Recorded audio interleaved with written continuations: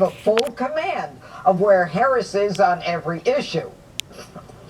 What better place to learn about what his running mate believes than in a friendly CNN chat? But he's going to be just as disappointed as we are, because we'll learn nothing from this interview about Kamala's real policies.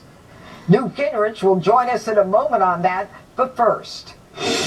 This president's medieval vanity project called a wall. Let me be very clear, I'm not going to vote for a wall under any circumstances. This issue is about a vanity project for this president. Right. That wall ain't going to stop them. No.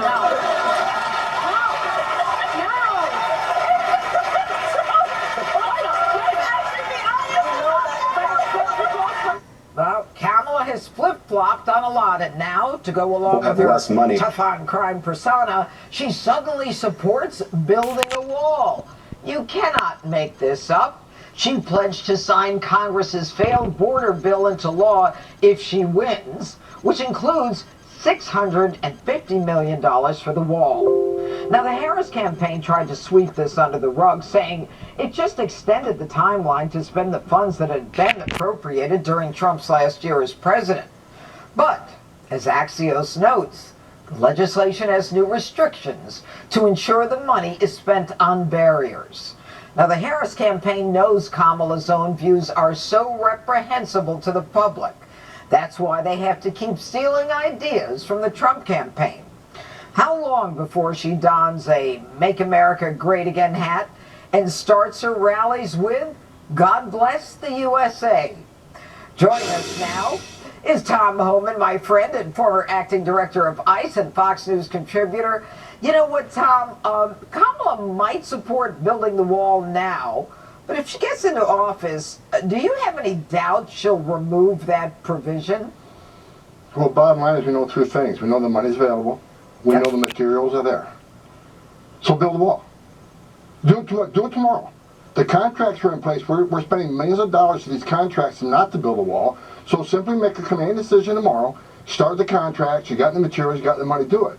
But she's not going to do it. Look, she doesn't support the border wall. We all know this. What she's proven to me, and hopefully to many Americans, she has absolutely zero integrity. Because she's flip-flopping on everything. Well, you know what's interesting is that she previously said the wall was un-American, that it was a medieval vanity project, and it was a complete waste of taxpayers' money. And so this is really fascinating. But listen, J.D. Vance today slammed Kamala's flip-flop. Take a look. She opened that border on day one, and as much as fake Kamala wants to pretend that she now agrees with Donald Trump, we've got to remind her she's the vice president right now. Stop talking about what you're going to do. Start talking about what you are going to do right now because you're the vice president. I mean, Tom, that's so obvious. She's been there for 3 years and 9 months. He's right. So what you can't walk away from is her and Biden unsecured the most secure border in my lifetime. On purpose. On purpose.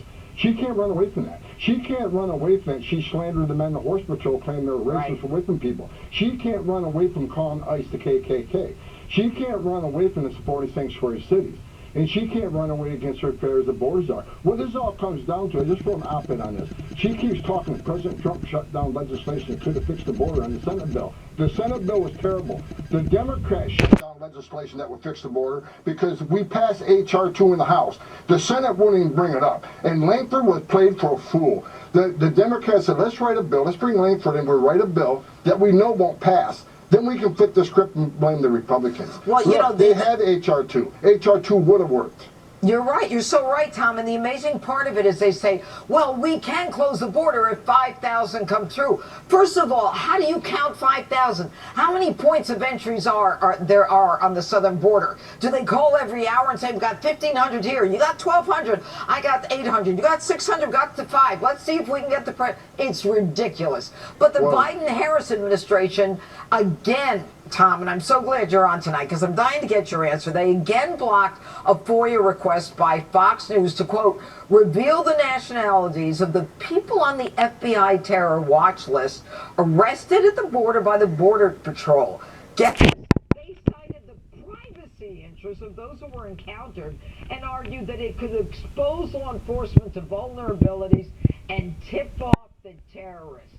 I could say your thoughts, but I'd rather say, give me a break. But what are your thoughts, Tom?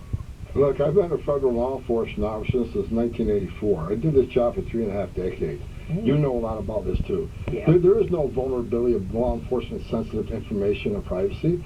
There's a vulnerability, and that's a political vulnerability. Because they release that information, it's going to say exactly what the Biden-Harris team did to create the most vulnerable national security issue this country has faced, with the southern border wide open. 181 different countries, citizens from 180 different countries have been arrested. Many of them are sponsors of terror. We arrested over 380 people on terrorist watch lists. We got 2 million gotaways. How many of them came from a company sponsoring terror? And if anybody doubts this, they just arrested 8 last month in New York, Philadelphia, and LA that were planning a Russian-type terrorist attack. We know they're here. Tom, the thing is, just tell us what country they're from.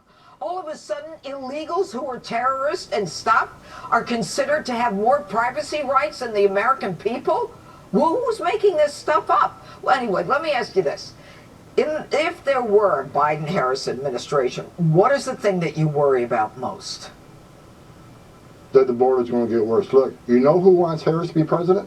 Yeah. The criminal cartels in Mexico. You know who wants Harris to be president? The terrorist organization all around the world who's using our open southwest border as an entry point. You know who wants terrorists to be president? The country of Mexico. Because the gravy train will continue. They'll continue being paid off by the criminal cartels who operate freely in Mexico. They'll keep getting their $62 billion a year remittance payments from illegal aliens sending money down to Mexico.